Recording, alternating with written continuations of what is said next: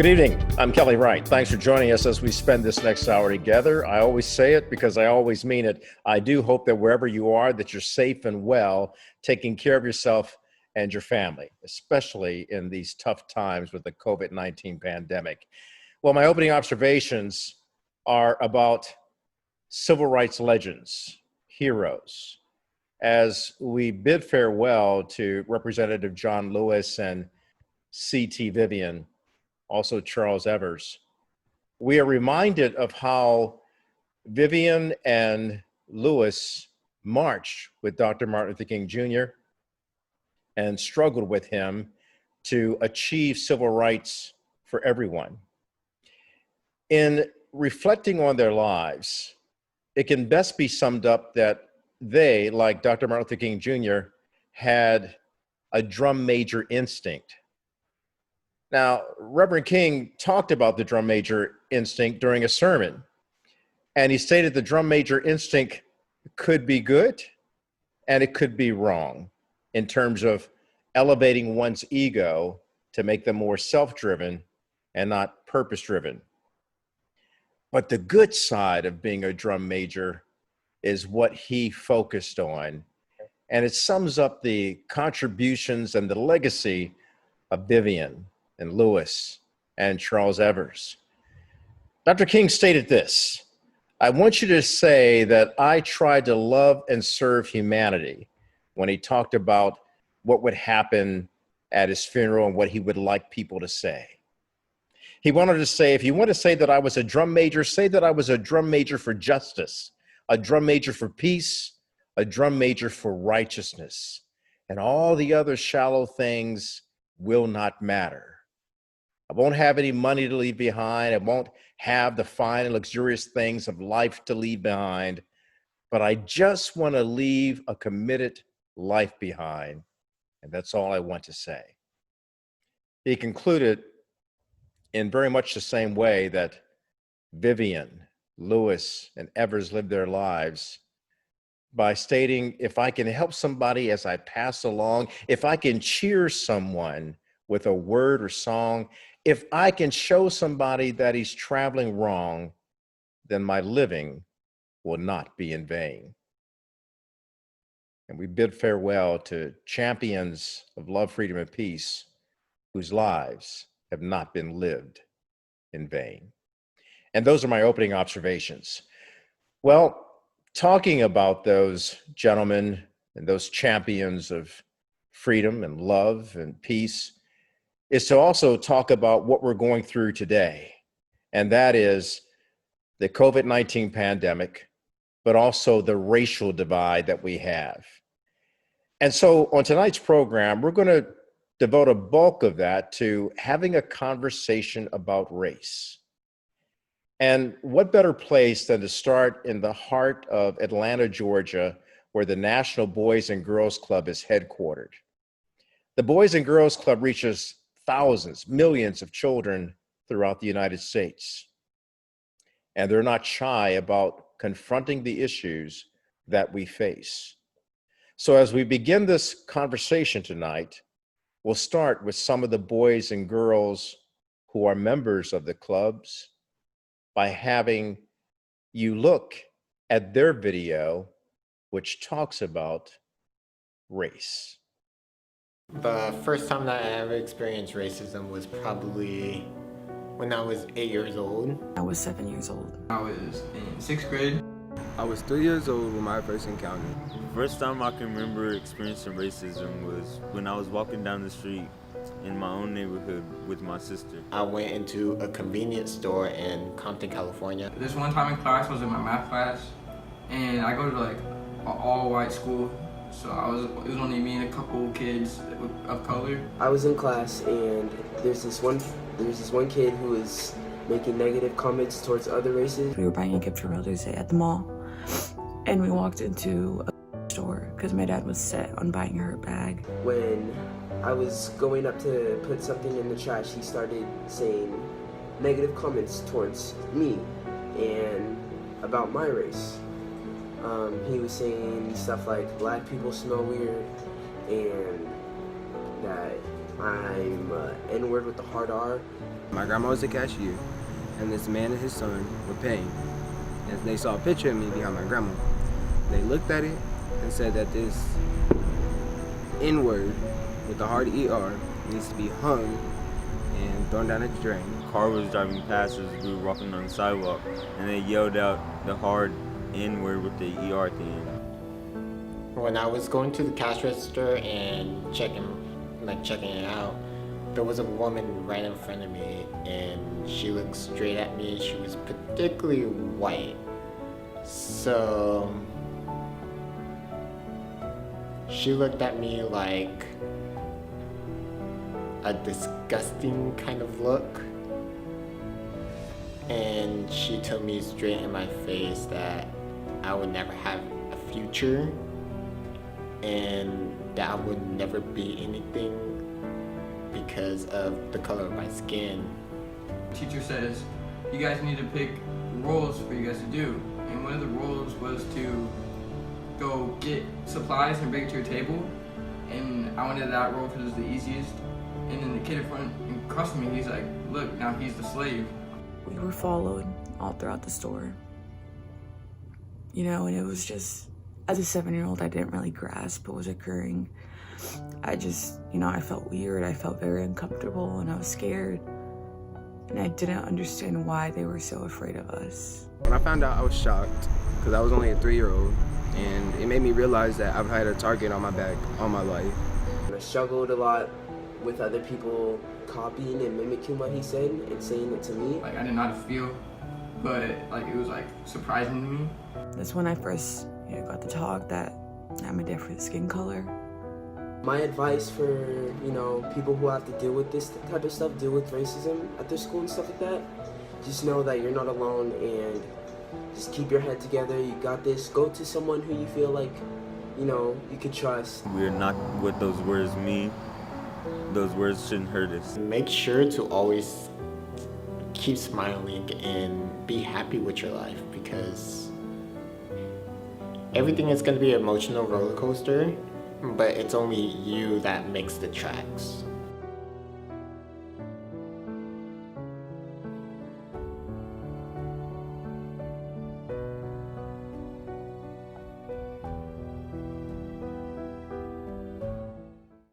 When we return, I'll be talking to the president and CEO of the National Boys and Girls Club about race.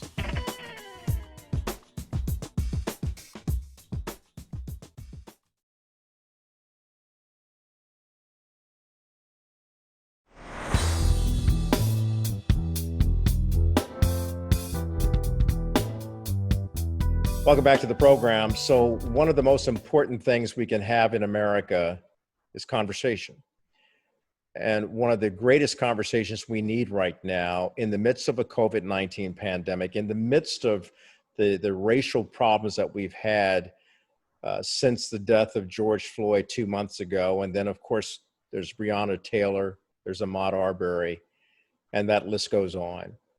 And all the things that we have to deal with, we need to have a conversation about race. It is the elephant in the room. Racism, many people have stated that is systemic. And I saw something in the Boys and Girls Club of America that is remarkably moving to me, having been a kid who went to the Boys and Girls Club and learned from that, from mentors who looked like me, didn't look like me. They were black, they were white, they were brown, they were yellow, they were red, but they worked together for the future of our kids. So joining me now is Jim Clark. He is the president and executive director of the National Boys and Girls Club of America, based in Atlanta, headquartered there. And Jim, it's always good to see you, man. And I just appreciate what you and the Boys and Girls Club of America is doing about this problem called race. Tell me what your thoughts are and your vision for our future and how we deal with this racism thing.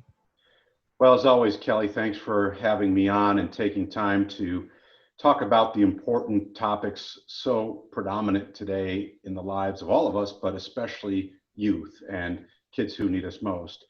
As you know, for 160 years, Boys and Girls Clubs have opened their doors of opportunity for young people. And our mission is to enable all young people, especially those who need us most, to reach their full potential as productive, caring, responsible citizens. So as we get into this conversation, Boys and Girls Clubs is against racism, against inequity, against discrimination. What we stand for is also crystal clear. We take a stand when it comes to, as you already said, the future of America's youth. This is what it's all about to us. We stand for safety, we stand for health, we stand for education, and we stand for opportunity for young people.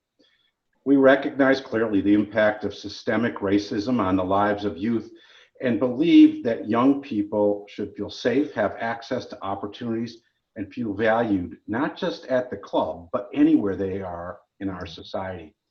So you said it and started out just so eloquently with this. This is what we have been consistently doing and consistently stood for. And we're not changing our mission, but certainly we're more focused than ever on these challenges that young people face today. And look, with the COVID-19 virus, it's also making it more difficult that we can't have these face-to-face, in-person conversations that are so important. So we've had to get creative like the rest and go to virtual meetings and go to virtual interactions. Now, we are fortunate, since last time we talked, to have opened up a lot more clubs this summer. So there can be that mentorship that you described. But it's all about addressing these concerns that certainly young people have. They have questions and they're anxious to have the dialogue, and how Boys and Girls Clubs can help address these concerns of individuals, but also communities. So it starts out with listening and convening. And the value proposition is simple. Again, you hit it right on the head at the start of the program. It's helping our clubs engage in the conversations in the communities with adults and with young people to empower the young people to also use their voice. So our primary role in addressing social issues is in direct service to young people and guiding them as they navigate the world around them and helping them to build the skills that will enable them to shape the trajectory we want them to have. And, again, this has been the heart of our work from the beginning. And, we amplify this by elevating issues, to your point today and what you're bringing up. And we do that with young people, and we partner with community-based solutions. So there's the entry, and obviously there's a lot more behind all of this as we think about this important topic and the impact it has on young people's lives. Jim, stay with me. I want to come back from the break and talk about that stronger solution and how we get there as a society through your keen eyesight, or insight, I should say, by working with the youth of America through the Boys and Girls Club. I'm talking to Jim Clark, who's the president, executive director of the National Boys and Girls Club based in Atlanta. We'll be back with more of my conversation with Jim right after this.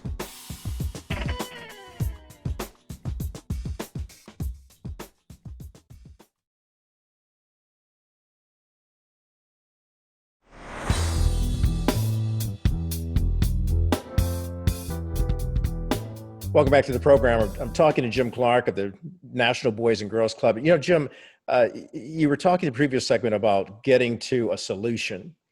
And what really concerns me sometimes is that perhaps I see the solution as being too simple to achieve.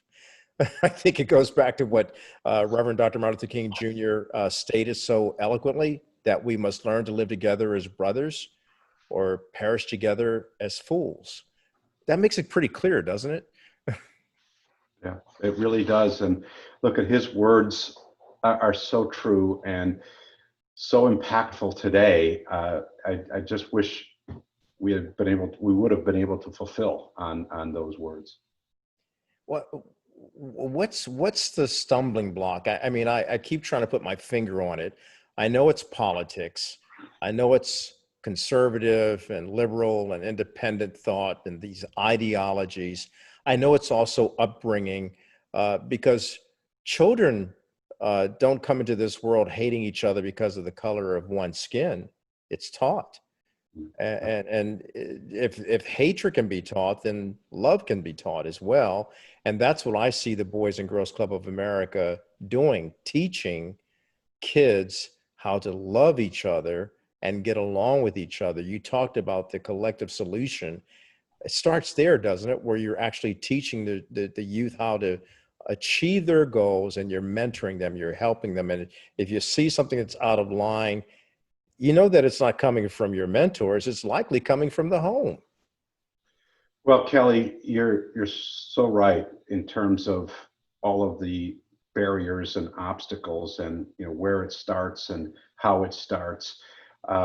We look at a lot of things, as you know, when it comes to the entire or the holistic youth development, and where we focus attention. Of course, we are a mentoring based organization, where we're not the home, we're not the school, but we're in between.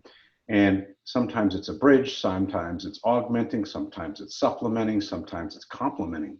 But it is creating this atmosphere, this experience, this opportunity, if you will, so that learning in a positive way, positive youth development can take place. And we do that through caring, professional adults that take an interest in every single child that comes to a Boys and Girls Club.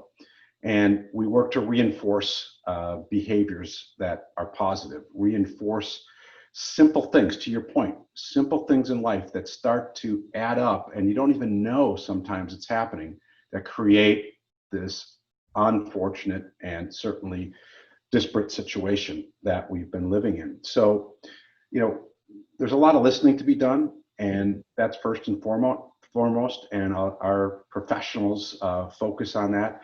And then we do have structured programs that, to your point, look at creating and understanding inside of these challenges tools and things that kids can use and teens can use to take their voice, or to use their voice and to go to action because they have a voice. And when they're younger kids, we need to advocate and be that voice for them as well.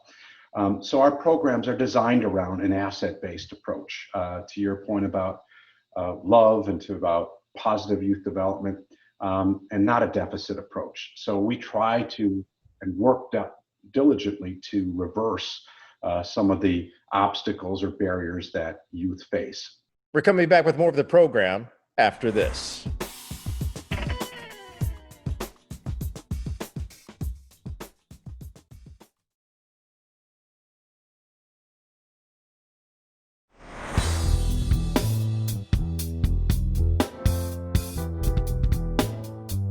The greatness of our nation really begins in the homes of our people. And I can say that with full knowledge that I've had the pleasure of interviewing some of your top graduates or alumni, if you will, from the Boys and Girls Club.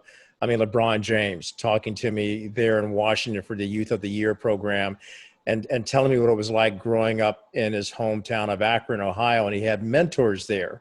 And they were Black, they were white, they were men, they were women. There was a Boys and Girls Club. And then Shaquille O'Neal, who was a hardhead in Newark, New Jersey. And Shaq telling me, if it had not been for the Boys and Girls Club and his stepfather stepping in, who he calls his dad, and his mother being someone, they said, look, we can't leave you with the free time because you'll get in trouble. We're going to put you in the Boys and Girls Club. And then, of course, one of your greatest spokesperson was Denzel Washington, also talking about what it was like to have someone coaching him on life's myriad of issues. And like you stated earlier, Jim, our children today are facing a trauma like never before in these unprecedented times. And it's good to know that the organization known as the Boys and Girls Club are still committed to building great futures.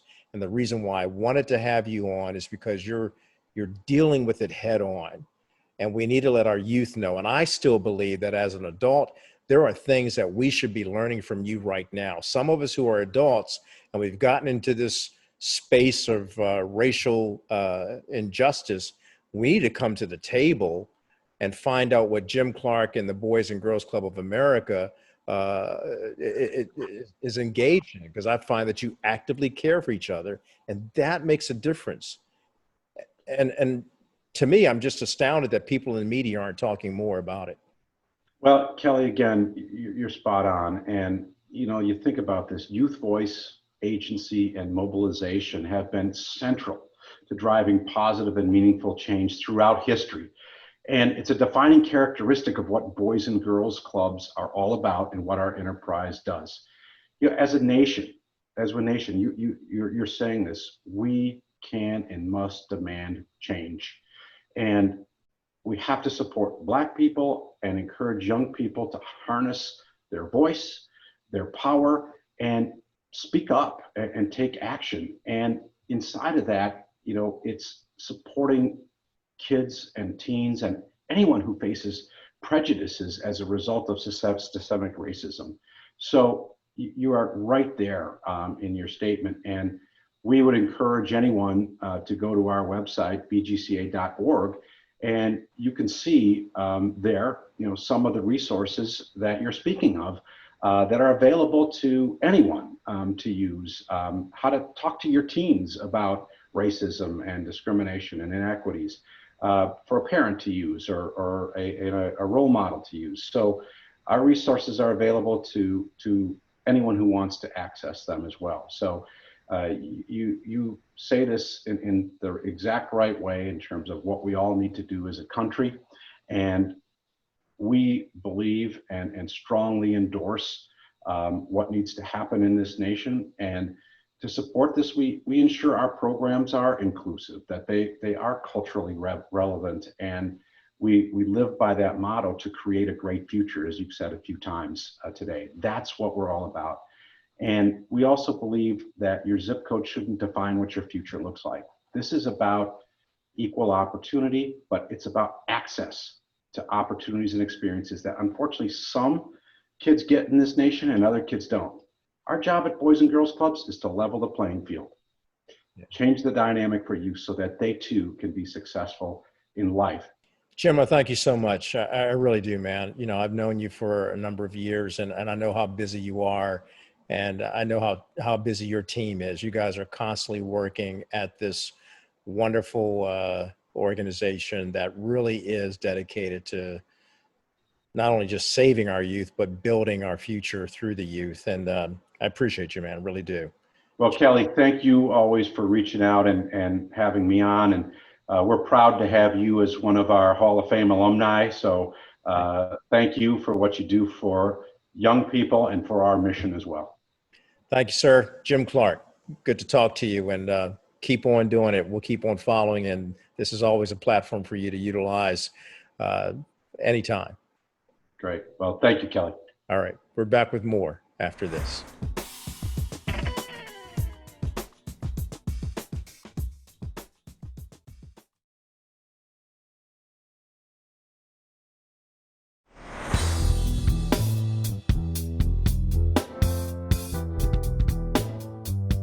Joining me tonight is my good friend, Willie Jolly, and he needs no introduction, but I will introduce you. He's one of the top speakers in the world, one of the top motivational, and I like to say inspirational speakers in the world. Dr. Willie Jolly is really what he's accomplished by earning his doctorate. And Willie, it's good to have you on, man. My dear friend, it's a privilege and a pleasure, a treat and a treasure, and a joy beyond measure. So thank you for having me on the program. I love the way you just said that. Go on with your bad self. Well, it's good to be, and I'm glad to see you, and I'm glad you're staying safe and secure and healthy and whole. So I'm grateful to be here. And likewise, man, it's good to see you as well. I know that your beautiful bride is likely right there somewhere near to make sure that you're very close. That's okay. Right. Tell her I said hi. I so will, and keep me straight. And my wife is a germaphobe, so she has really shut it down, and we have pretty much been in the house since March. And other than going to grocery store and a few things like that. But we're grateful, though, that we're able to do programs like yours. I do my daily radio show right from here, my weekly radio show on XM right from here. So I do everything right from here. So thank you for asking about it. She's doing great. Excellent. And look, we are living in a new normal that I've characterized as being quite abnormal. Yes. And out of that, these unusual circumstances has caused many people to fall into a pattern of fear. Yeah. Some have fallen into a pattern of being overstressed and over concerned about things. And then we've seen people go to the streets protesting and politicizing the wearing of a mask. Uh, what do you say? How do you see the world as it is today?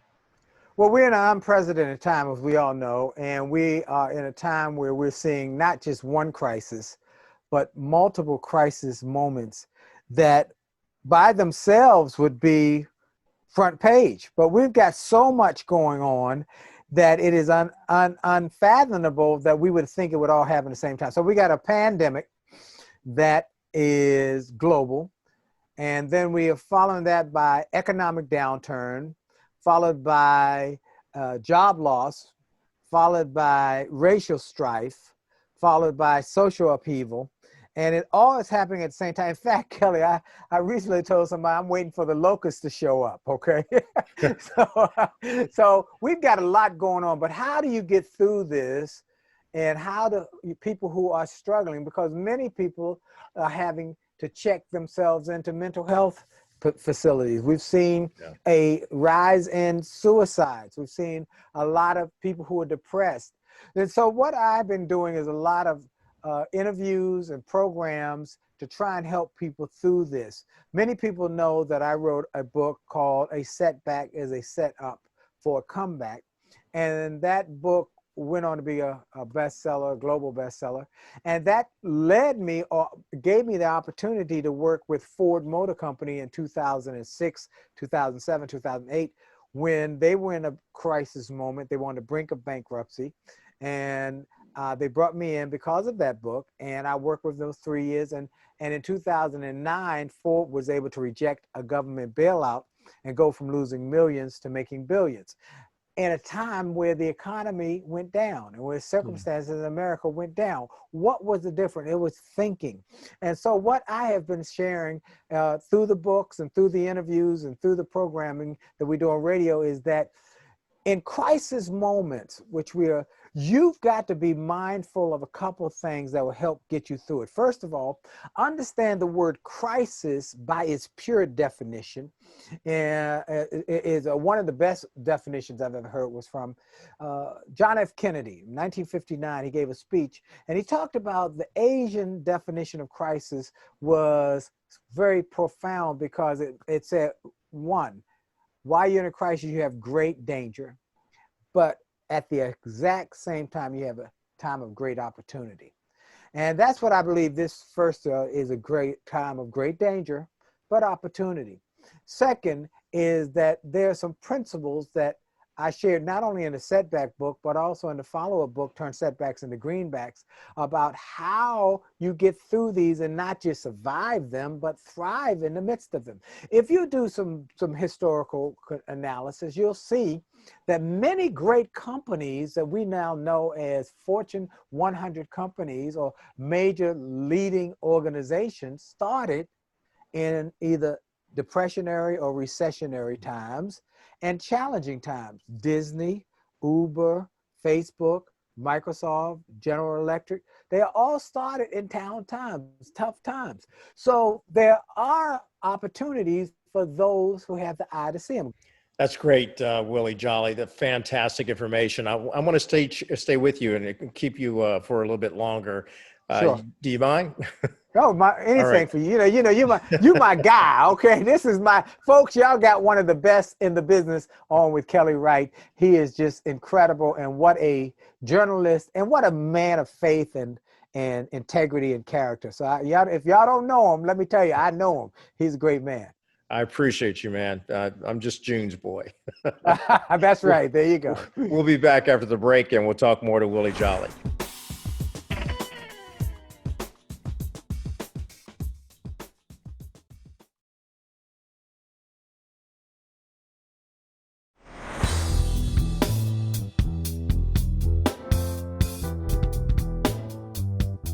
Welcome back to the program. So I'm talking to my good friend, Dr. Willie Jolly. And Willie, in the previous segment, you were talking about a couple of things. You mentioned panic, how it comes from the Greek word choke. And certainly this is an environment that we have like none other. And it's actually choking so many of us. One of the things that has become very disturbing on top of the pandemic has been the racial divide. I saw you post something on social media with regard to the George Floyd, the killing of George Floyd. Um, it hurt all of us in such a visceral way, especially those of us who are Black living in America and know what it's like to come up against it with police.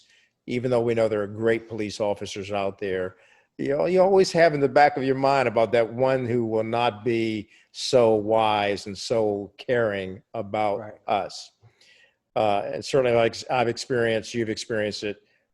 But what do you say? How do you address the nation right now that's going through this racial tension? And you also talked about leadership in the previous segment, and we find that leadership from the top is lacking in terms of healing the racial divide. Well, a couple things. You're right. I've done a couple posts that have really gone viral, have started to trend. The first one I did was during the time when they were still rioting.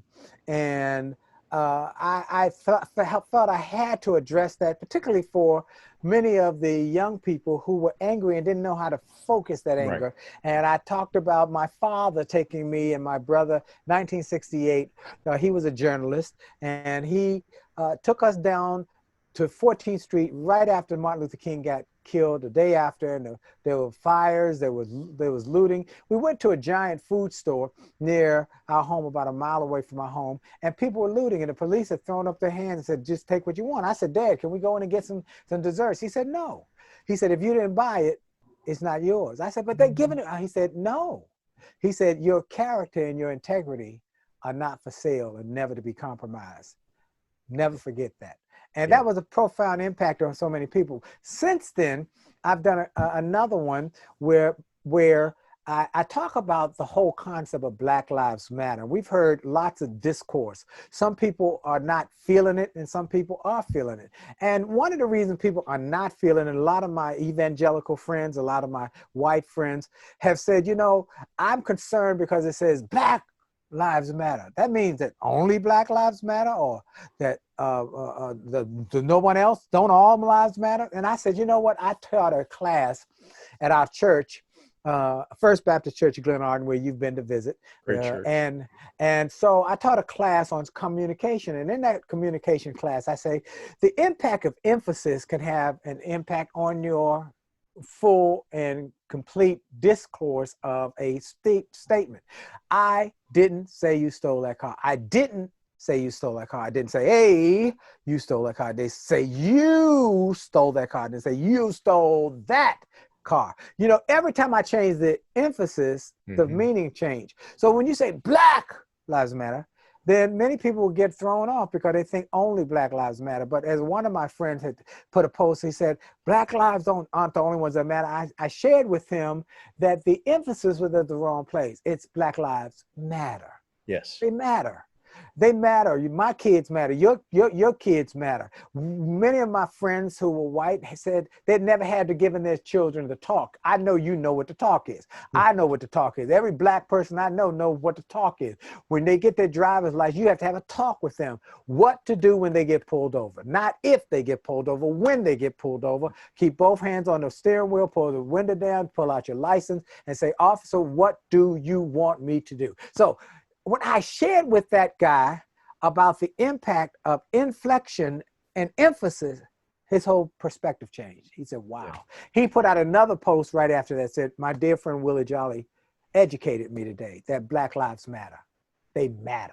And so many of my others, I made a point to talk to them because many didn't understand how we feel, the anger, the hurt. So what we're in right now is a reckoning moment. Here's the other thing, Kelly, I think is profound. That Benjamin Franklin said something that was profound 200 years ago. He said, justice and change will not be served until the unaffected are as outraged as the affected. And we're seeing that right now.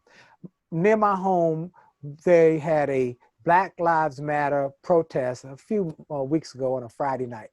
And my wife and I went with our signs and stood on the street. It was from the White House all the way up to Silver Spring in Maryland. I live in DC, on both sides of the street. 2/3 of the people there were white. Yeah. 2/3.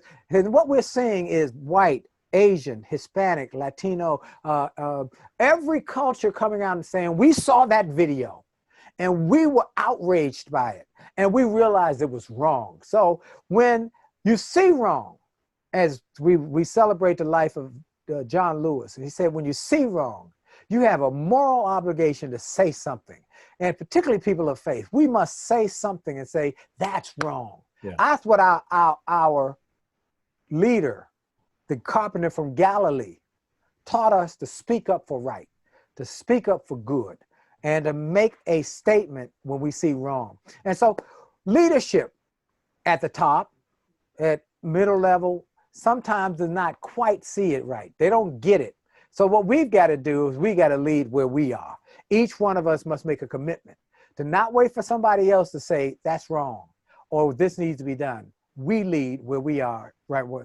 In my book, one of my books, it only takes a minute to change your life, Kelly. Mm-hmm. There's a great little story, and I'll close with this little story, this part at least. A lady wanted to change the world, but she said it's too big. Well, I'll change my family. They'll never listen to me. And she did nothing. But on her last day, she realized if I could change myself, then maybe I can change my family, who can change the community, who can change the city, who can change the state, who can change the country, who can change the world. We saw that done with a lady named Mother Teresa, who decided to make a change where she was, and it impacted the world.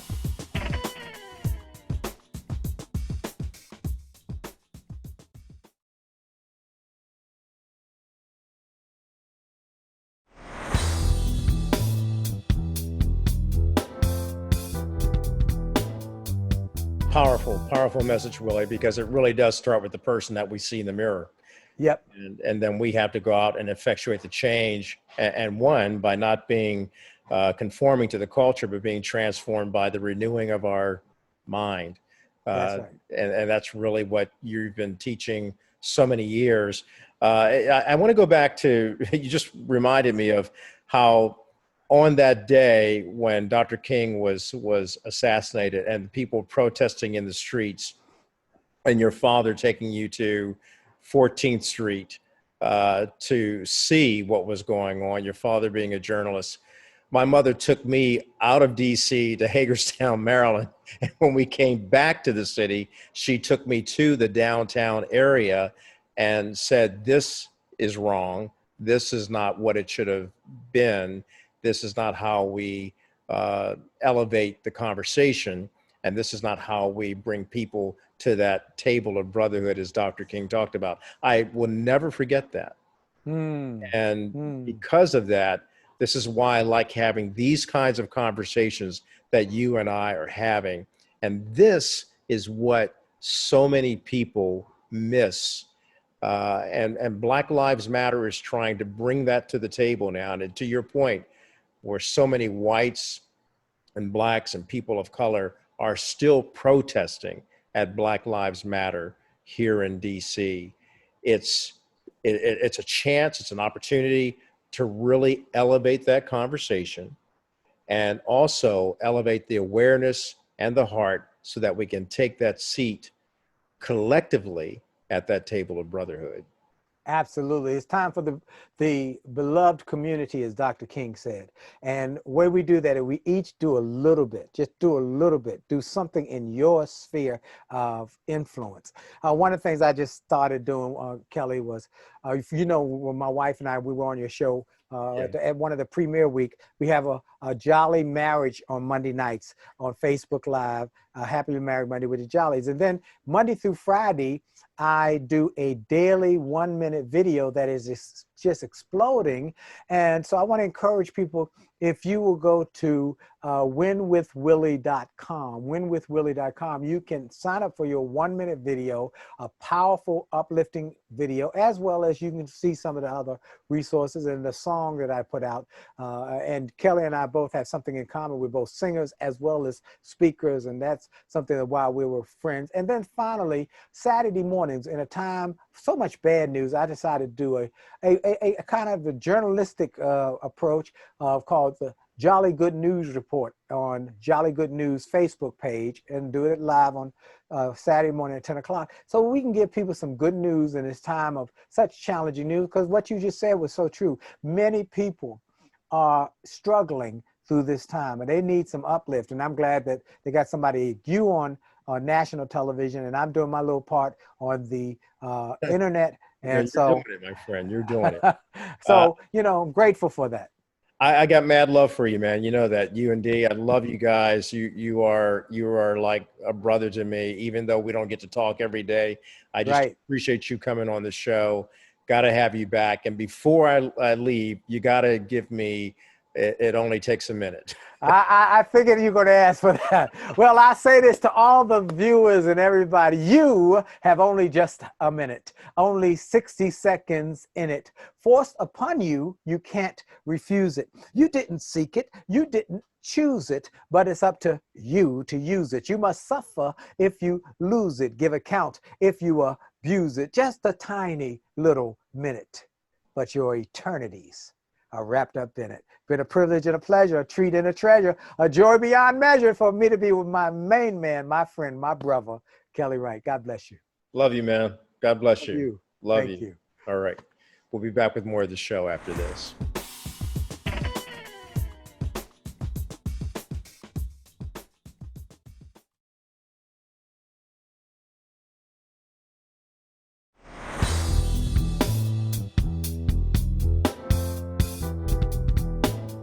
And we're back, and I'd like to thank all of the guests who appeared on tonight's program. I certainly appreciate each and every one of them, and I do appreciate you for taking the time out to watch this past hour. You mean a great deal to me. My final word is, by the conversations that we've had on race and about moving forward by thinking positive and having faith and tenacity to get through these tough times, I hope that we've all been righted and ignited and united to follow suit to what Dr. King, John Lewis, and C.T. Vivian have espoused. Let's all become drum majors for love, freedom, and peace. Good night. You see, love isn't bought, but comes with a price of forgiveness, and we all bleed the same. Yeah. If you don't feel it now, just wait. It's coming, y'all. The love train. Just give it time, give it time. Get on board.